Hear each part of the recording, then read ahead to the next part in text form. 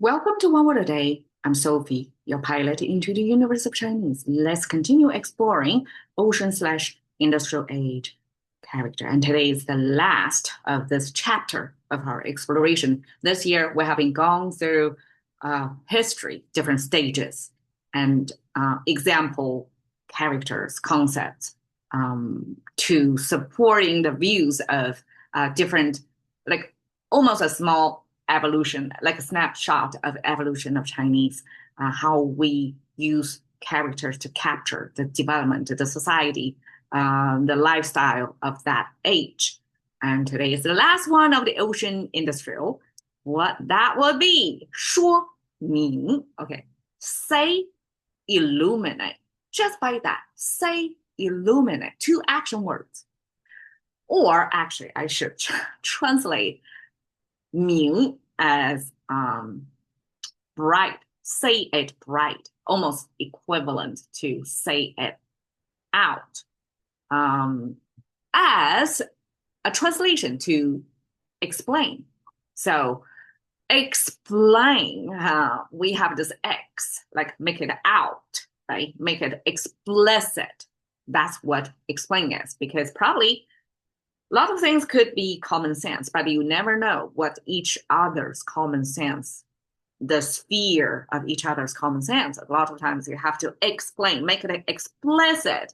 So we bust all the assumptions against each other, or each of us hold.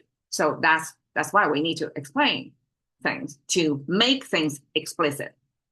And the Japanese scholars did this, translate explain as 说明.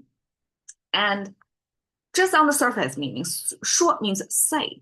And without looking deeper, I will just, say, you say it, right? And 明, you illuminate, you shed light on things. And that's, appropriate translation of what explain would be. You want to light something up so that we can all view it, kind of put things on the table, make it explicit, and you say it, express it. But when I go deeper, each character made of something and their origin mark some interesting observations of how Chinese view things. Okay, say. We have the speaking symbol on the left side. This yan, this say already is verbal communication marker. We verbalize things with mouth symbol and then the two convex shape connected, pointing toward the mouth, meaning inside the mouth, that's the tongue. So to make the tongue concept, we have to use the mouth symbol. So in one character, remove the two top horizontal lines, that's a tongue symbol. In that character already, those concepts coexist. And then the two horizontal lines to me, it simply signifies the diminishing order of your verbal communication, like the sound bites from what you say it loud, diminishing in time and space. So here on the left side here, this yan, this speaking concept, is made of the organs we use to make a speech and the result, the sound bites from the speech. So two essential aspects of speech making. And I think that's Chinese is a very speech conscious language. Put a lot in there. Now the right side is even more interesting. The right side is a human figure on the right side. Okay, that human figure is a kind of transformed or stylized. The regular human figure is a relatively straighter line and then a curvature line. So it's the front side of the body, back side of the body, the torso, because the back is more curvious. So Chinese differentiate that front versus back, and it's a profile view to show you, and it's leftward facing. So this is kind of a transformed. But then we have a mouse symbol. You see the same mouse symbol reoccurring. The mouse attached on top of this human body. It's emphasizing it's somebody, some human who is in the position of speaking. And you may say, everybody should have a voice, right? That's today's value. Ancient Chinese time, not so.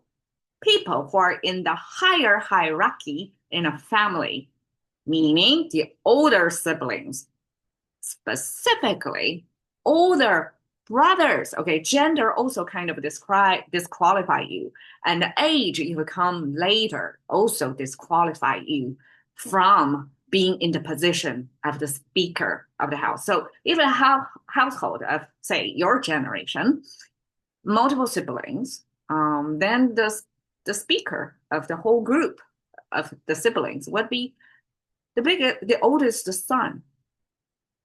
And that's how Chinese view things. And we have this older brother symbol created from the mouthpiece attached to a human body. So whoever has a voice is the older brother. And then we'll have this hyperbola symbol, simply means separation. So to me, that image is a great discovery. I'm like very excited on this realization that this older brother probably is the most authoritative figure of this brood or this generation of siblings, and then try to separate things. So when Chinese use this separation, two pieces, almost like to clarify things, to sort things out, to make it, to sort one pile from another pile. So this is equivalent to English. We have mansplaining, right? Man breaking things down for woman in a condescending way. In a similar way, Chinese, this 说, the right side, it means the older brother who were born ahead of you, supposed to know better, and they're in a position of authority among, like, more authority over you, are going to explain it to you. So this is not mansplaining, but it's equivalent to Chinese older brother explaining. And that's what a say is, because not everybody has a say. The oldest son in a family speaking, trying to make things clear. I guess that's a general observation, because age, especially when before adulthood, older brothers probably do like learn more, probably family count a lot on the oldest son, so pool resources to get him better educated, and he would probably serve as the function of kind of a teacher, mentor, and coach for younger siblings, and people look up to him, right? And so this older brother explaining is what originally made up the concept of 说, simply somebody who have a say about something. Okay. And Ming, if you look at simplified and traditional, they look the same. It's simply the sun on the left and the moon on the right. And the sun and the moon, day and night, source of light. And that's what illuminate, right? That's the original, not original, that's the contemporary understanding of what illuminate is. We simply point out the light source. Not true. If you look at ancient 2,000 years ago's dictionary, it looks a lot more complicated. And this, the left side, definitely is not a sun. What is it? It's gridded window. So before ancient time have the technology of putting glass window or bigger piece of glass.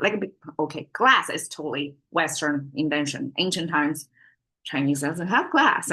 Till, I don't know, even the generation before, probably my great-grandparents' generation, they still live with windows, with papers glued onto a grid to prevent the papers from breaking, because a big piece of paper would easily break, right? People make this intricate patterns, this grid work on the window, make it delicate, interesting, and I guess almost like ancient times status symbol as well. Like the more complicated the window pane is, the more like you got to spend more resources to make that, right? So this window pane with paper on it, on the left side, with the right side is the moon. So it talks about the picture of the moon, light through the window paper on the window. And that's a type of illuminant. It's nighttime lighting from the moon and through paper diffused lighting. And that is the type of illuminant we're talking about. It's not in the bright under the sun type of illuminate. It's not a glowing like that. It's indirect sunlight reflected by the moon and diffused by the paper on the pane. So that's a Chinese very intricate way to express what is moon, what is bright. Actually, we use darkness, almost the darkest time, right? Nighttime to illustrate a bright idea. Isn't that fun? So that's, without unpacking, I wouldn't have known. But the scholars pick this say, this brother explaining, and this nighttime illuminating together to translate the concept of what explain is about. Because, okay, to convince, to try to change somebody's mind when you explain things, to lead somebody gently from the unknown to the known, you need to be illuminate, like not use power lighting on that person. It will be overwhelming, right? So nighttime lighting through that paper diffused light probably is the appropriate solution there to just let them know a little bit, to do a little bit older brother explaining. All right. Thank you for your time. See you another day.